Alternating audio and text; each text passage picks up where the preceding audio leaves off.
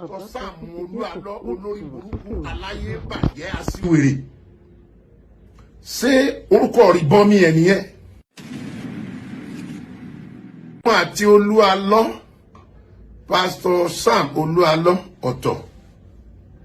Ìyàwó Pásítọ̀ Sam Olúalọ́ àti ọmọ rẹ̀ díẹ̀ ló kàn wá níbẹ̀. Ìdí tó fi jẹ́ díẹ̀ ní kí n tó wá bọ́ sọ́dọ̀ àwọn ènìyàn gbogbo tẹ́ ń sọ̀rọ̀. Sam Olúalọ́ ní àná ó níbi tó ti fẹ́ ìyàwó.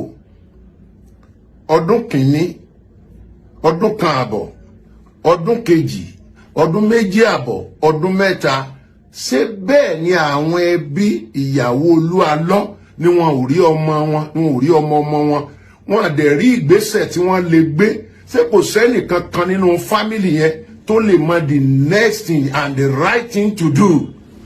Dàn pé bloggers kan ló máa dìde tí yóò bá wọn jàjà pé kí Olúalọ́ wá present ìyàwó àtọmọ rẹ̀ hàn wá lórí mídíà.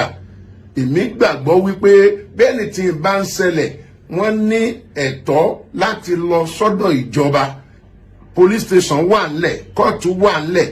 Dẹ̀ ó ní bí Olúalọ́ ṣe fẹ́ ìyàwó rẹ̀. Mo lérò wípé yóò níbi tí wọ́n ti dáná. Wọ́n á ní àwọn fámìlì lọ́tún lósì tí wọ́n jókòó ń gbà wọ́n fẹ́yàwó. Bí nǹkan bá ṣe ìyàwó tàbí ọmọ, mi ò rò pórí mídíà làwọn ó ti ṣe ìdájọ́ àbí lápè wọn kí wọ́n máa bọ̀. Ètò wa ń ká mi lára ní gbogbo ẹ̀yin ìránṣẹ́ Ọlọ́run, ẹ̀yin Kìrìsìtẹ́nì tí à ń pẹ̀lú ọ̀bọ já ewùrà. À ń pẹ̀lú ọ̀bọ já ewùrà lórí ọ̀gbẹ́ni tó ń búlì àwọn ènìyàn. Ẹni tó jẹ́ pé ó pèrè ẹ̀ ní graduate, the whole graduate, a whole graduate. Àwọn ò lọ school, àwọn ò ka nǹkan kan rárá. Ṣùgbọ́n àka ọpọlọ àka làákàyè. Ẹni tó ń proof ara ẹ̀ pò ní PhD àbí master orders ló mú dání. Tó ń defame àwọn ènìyàn, tó ń búlì àwọn ènìyàn. Lẹ́yìn tí ó sọ pé Sam Olúalọ́, Pásítọ̀ Sam Olúalọ́ olórí burúkú aláyé bàjẹ́ aṣíwèrè. Ṣé orúkọ ìbọnmi ẹ̀ nìyẹn? Mo wẹ ìkan tó fi búlì Pásítọ̀ Àgbàlá Gabriel. Ẹni yẹn ló ń fẹ́ travel. Àwọn èèyàn kan pàdé òun á fún ọ lóòró lọ́fẹ̀ẹ́ ọ lọ gé ibẹ̀ yẹn. Ó wá ń sọ wípé ṣé òróró yẹn ní NAFDAC tó mú lọ tó fẹ́ lọ pín. Olórí burúkú drop out ní school, ẹni tó drop out gbà tí ò rí ọ̀nà gbégbà wá ń ta Jésù jẹun. Kégun wọlé kájá ọmọ gbò sí gbogbo ara ajá ló máa gbà á. Olúalọ́ bá lọ fáìlì court case. Ó lè má jọrọ nípa ìyàwó àtọmọ. Ó lè jẹ́ pé ó àtàkì personality ẹ̀. Ẹ̀ẹ́dẹ̀ jẹ́ kájọ rò kájọ gbárò. Orúkọ tí èsè tèmi èpè tí èsè tèmi èbú tí èsè tèmi lẹ́yìn tó fún mi tán wá ní kíkọ́ máa ti ìyàwó mi wá ẹ̀. Gọ́ọ̀mẹ̀ntì wo ló fún ní audacity? Authority wo ló sọ fún pé access àwọn ènìyàn àbọ̀n pastor lọ́mọ béèrè wá? Ilé ò kìí ṣe human rights activities now. Ó yẹ kẹ́ ẹ jẹ́ ká mọ̀ dáadáa. Ṣé béèyàn ni Amsat? Kò sí bí ìkan ẹsẹ̀ fẹ́ le tó ẹ wò bó ṣe máa fọgbọ́n gbé kalẹ̀. Kó jẹ́ odidi gómìnà ní ọ̀rọ̀ yìí bá kàn. Ẹ bá ní bẹ̀ wá gbogbo aráàlú. Ẹ bá ní bẹ̀ gómìnà lágbájágbá aráàlú fẹ́ rí wọn o. Kì í so lórí burúkú aṣiwèrè àwọn tí ò ní dá fún Jehova yín kíní. No, eléyìí ìyáálé ọmọ Mósè làgbáyé já. Ẹ̀yin tẹ́ jẹ́ sítè mi mo lè sọ pé ẹ disappoint mi. Àbájẹ́ pàṣẹ sùúrù ká wádìí ọ̀rọ̀ dáadáa. Tó lọ àlọ́ àbá fìyàwó rẹ̀ hàn aṣẹ́wó lání kí la fẹ́ lọ ṣe. Àwọn ẹbí ẹ wà ń bẹ̀ náà, àwọn ará rẹ̀ wà ń bẹ̀ náà. Ẹ mọ bẹ́ẹ̀ ni ṣe bẹ̀rẹ̀ foundation tiẹ̀ ni. Ṣé ẹ mọ̀ ni Christian ni tẹ́lẹ̀ àti Daniel ó ní church tó ń lọ.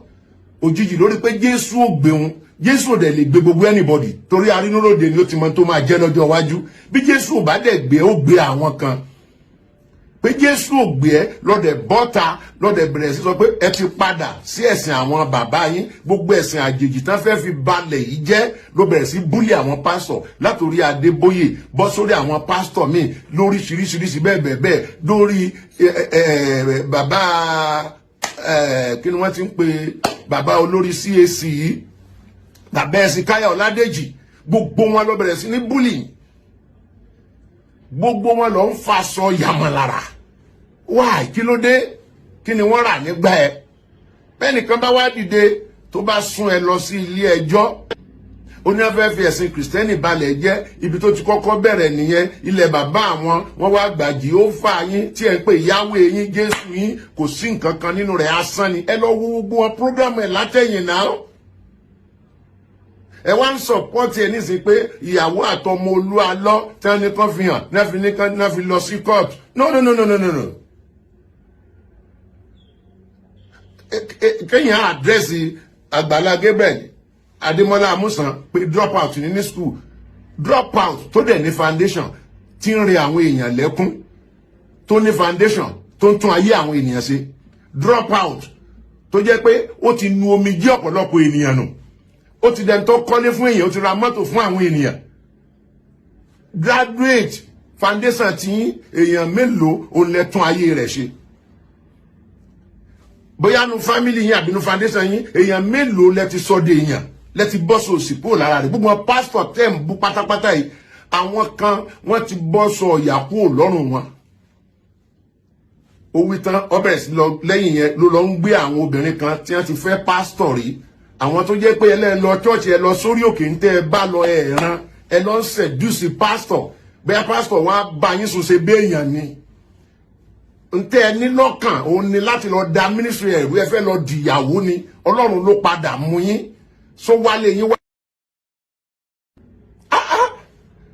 Ẹ̀dẹ̀ ó wá kúrò lórí yẹn náà o. Ìkan ní Ẹgbẹ́dá lòún wà, láti Ẹgbẹ́dá ni pásítọ̀ yẹn wà, wọ́n fún oògùn fàn wálé láti Amẹ́ríkà, odidi oṣù mẹ́ta wọn mọ ibi tóun wà, nígbà tó bẹ̀rẹ̀ kò rí pé oògùn ni o. Tó bá jẹ́ òótọ́ bóyá mi ò mọ̀, mi ìdájọ́ ń bẹ̀ yẹn, because tí pásítọ̀ yẹn bá jẹ́ pé oògùn ló lò kì í ṣe pásítọ̀, nínú Báíbù wo ló ti róògùn? A jẹ́ pé àwọn èèyàn yín náà ni ẹ̀yin lẹ ṣoògùn fún wọn. Torí kò lè jẹ́ ọ̀rọ̀ Ọlọ́run ló fi máa báyàn sọ̀rọ̀ tí ó fi ilé àti ọ̀nà ẹ̀ sílẹ̀, kò possible. Nítorí bá ti lọ́wọ́ oògùn nínú, a jẹ́ pé àwọn èèyàn yín ni.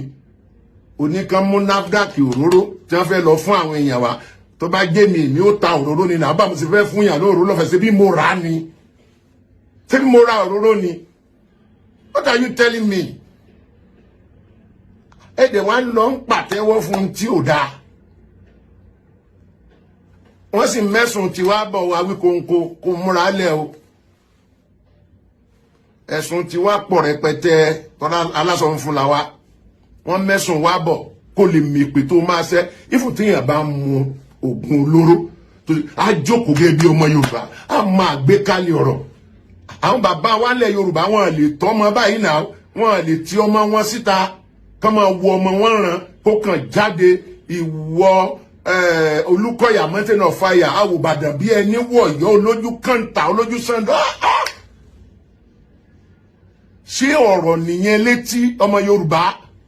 Ṣé ọ̀rọ̀ ọlọ́gbọ́n ẹni tó kàwé tó gba PhD, doctor in embryology, àbí? Ṣé ọ̀rọ̀ nìyẹn, for God's sake?